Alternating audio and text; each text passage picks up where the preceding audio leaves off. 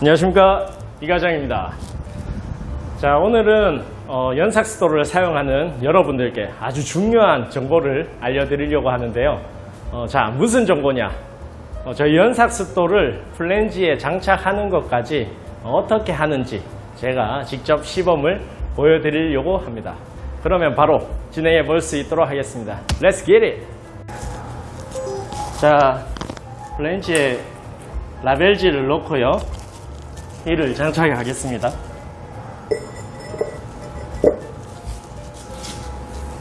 그리고 또 라벨지를 넣고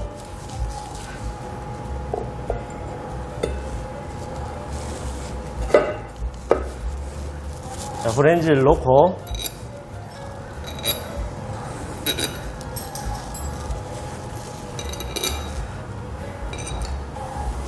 자, 이렇게 볼트를 빨리 놓고요.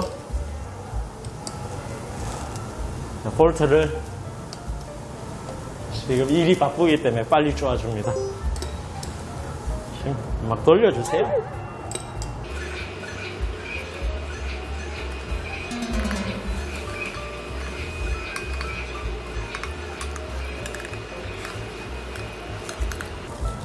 이렇게 계속 이게 좀 세게 안 쪼으면 좀 불안해요. 그렇기 때문에 이 망치로 막 쳐줘야 됩니다. 잠깐만! 이과장, 잠깐만. 니 뭐하노 지금? 선프로님 그냥 대충 이렇게 잠그면 되는 거 아니에요? 니 망치 쳤지? 예, 그냥 이렇게 안 된다, 안 된다. 하지 마라. 세게 쪼아야지 이거 튼튼한 거 아닙니까 이거? 아니야, 이게 플랜지는 세게 쪼은다고 될게. 야, 그럴 줄 알고 내가 니를 위해 딱 들고 왔다. 빨리 풀어봐라. 자, 박스는 봤지? 네. 니 돌은? 힘들게 이거 풀어놨죠 이거. 그냥 이제 넣으면 되는 거 아니에요? 니가 했나 또? 그 망치로 뭐 저 때리시려고요? 아니다.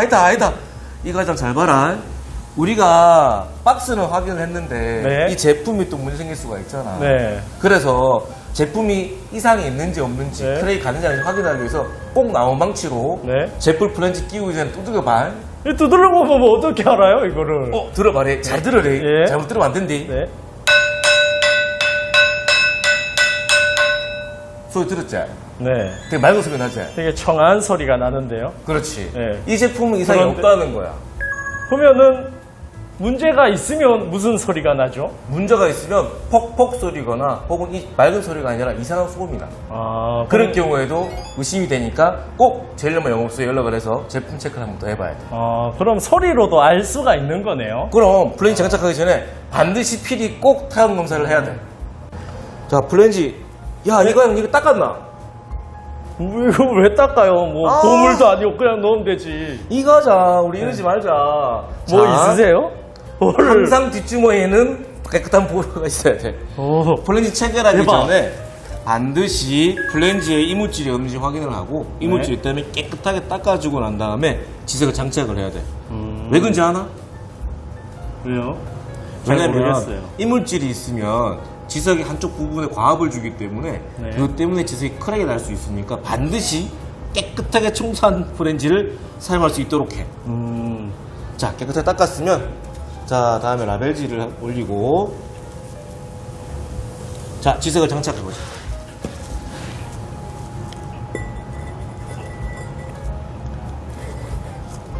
다 들어간 거 혹시 맞나? 이 넣는데도 뭐 방법이 있는 건 아니죠? 대충 이렇게 넣으면 되는 건가요? 뭐 대충이라 표현하기 그렇고 제품을 집어넣을 때 센터가 꼭 잘 맞아야 제품을 사용할 때 더 편리하게 사용할 수 있으니까 네. 센터링이 잘 맞는지 확인을 해야 되고 간혹 보면 이 지석이 플랜지에 끼임이 생길 수가 있어. 네. 삐딱하게 들어가는 거지. 그런 상태에서 힘을 줘서 위에 눌러버리면 네. 찌직하고 크랙이 발생할 수 있으니까 꼭 끼임이 있는지 없는지 확인을 먼저 해보고 난 다음에 장착을 해야 돼. 네. 자, 다 들어간지 확인할 수 있나? 어떻게 확인하죠? 나무망치 또 필요하겠지? 동일한 소리가 들리게 되면은 다 바닥에 붙었다 생각해가지고 장착이 다 됐다라고 생각하면 돼. 네. 만약 삐딱하게 되면은 한쪽 부분 소리가 이상하게 들릴 거니까 그럴 때는 지석을 다시 조심스럽게 빼서 재장착할 수 있도록 해야 됩니다. 자, 다음에 라벨지를 센터에 맞게 예쁘게 올려야 되겠지. 니 또 이거 할 때 막 던졌지? 니 또 대충 던졌지? 이거 하나하나 나 잘 모르겠는데 그냥 넣었죠. 아니다. 니 오늘 되게 아닌 것 같다. 자, 라벨지를 센터에 딱 맞게 넣어야 되는데 그 네. 이유가 너 만약에 라벨지가 삐딱하게 들어가서 위에 이렇게 고정이 들어갔다 쳐봐. 어떻게 될까? 끼일 것 같은데요. 그치, 씹혀 들어가겠지. 네. 이 씹혀 들어가면은 씹혀 들어간 부분 쪽에도 힘을 받기 때문에 여기서 크게 쭉 나올 수가 있거든. 그래서 라벨지도 센터에 맞게 예쁘게 딱 장착을 하고 이동형 플랜지를 장착을 해야 되는 거야. 이건 내가 해줄게. 혹시 응. 닦으셨습니까? 내가 빠져먹었구나. 미안하다. 이게 교육의 힘입니다, 여러분. 너 청춘을 하고 있구나. 닦고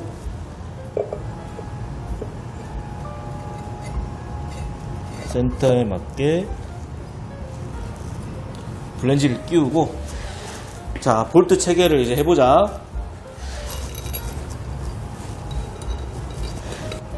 이거장 볼트 채우는 게 가장 중요한 부분이기도 해.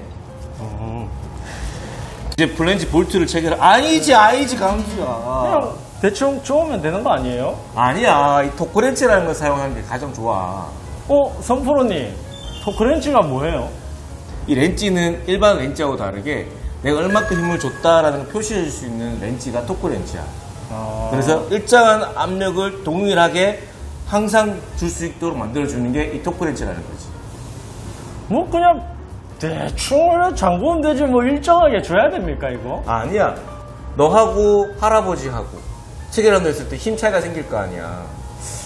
그러면은 차이는 있죠. 그럼 안 된다는 거지. 항상 일정한 그게 쪼아줘야 안전하게 지석을 사용할 수가 있어. 그럼 뭐 대충 시계 쪼으면 어떻게 될까요? 너무 세게 쪼게 되면 지석이 부하를 받아가지고 또 파손 위험성이 굉장히 높아져. 그래서 일정한 압력으로 줘주기 위해서 필요한 게 이 토크렌치라는 거야. 그러면 한번 보여주시죠. 그래. 토크렌치라는 것도 당연히 사용해야 되겠지만 렌치를 사용하는 순서도 되게 중요해.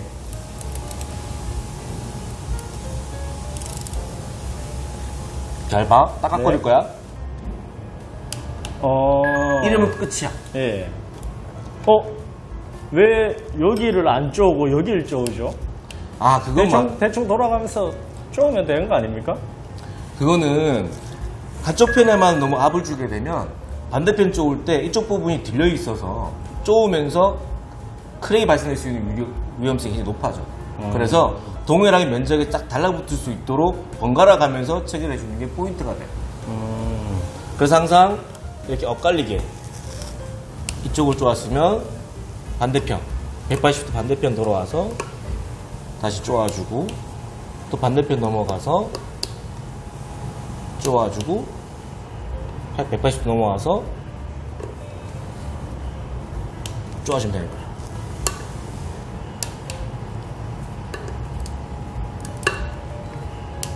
자, 이렇게 하면은 플랜지 조립은 끝이야. 따봉.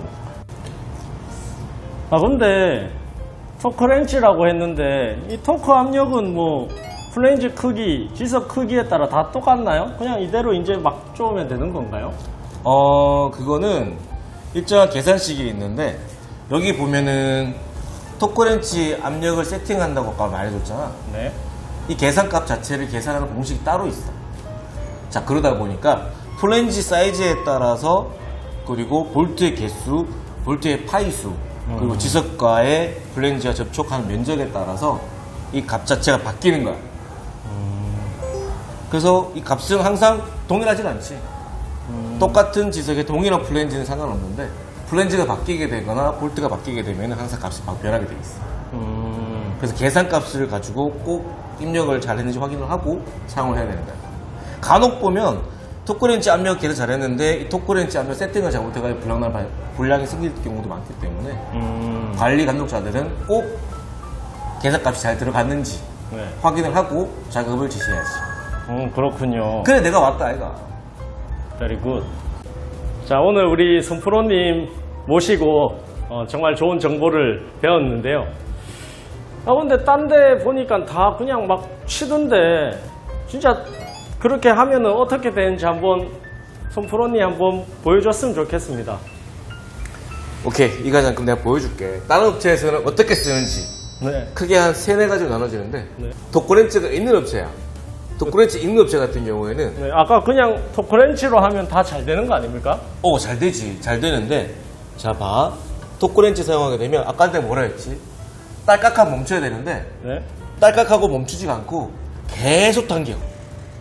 이러면 어떻게 돼? 토크렌치 쓰나 안 쓰나 똑같은 거야. 잘못된 거지. 네. 그러니까 이렇게 쓰면 안 되는 거야.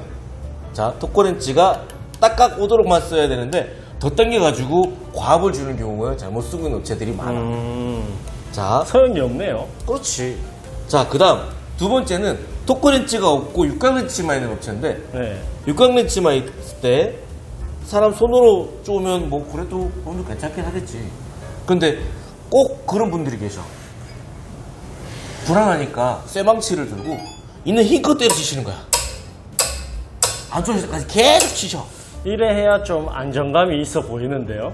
아니야, 잘 봐. 그리고 가장 하이라이트야. 망치를 짚고 때리고 난 다음에 네. 더 불안하시니까 파이프를 끼우시는 거야. 그리고 파이프를 끼워서 있는 힘껏 때려치시는 거야. 깨진다. 잠깐. 오, 금이 갔는데요? 봐라, 깨진다 했잖아, 내가. 이렇게 체결하면 깨진다고. 이러면 안 돼. 이래가 왜 깨지지? 한쪽 부분에 너무 과하게 압을 주고 특히나 망치나 혹은 이렇게 파이프 연장해가지고 쪼으면 이렇게 깨지는 위험이 굉장히 높아. 응력이 집중되네요. 그렇지. 그래서 내가 항상 말하잖아. 토크렌치 쓰라고. 오늘 정말 중요한 걸 배웠습니다. 여러분 꼭 토크렌치 쓰시길 권장하겠습니다.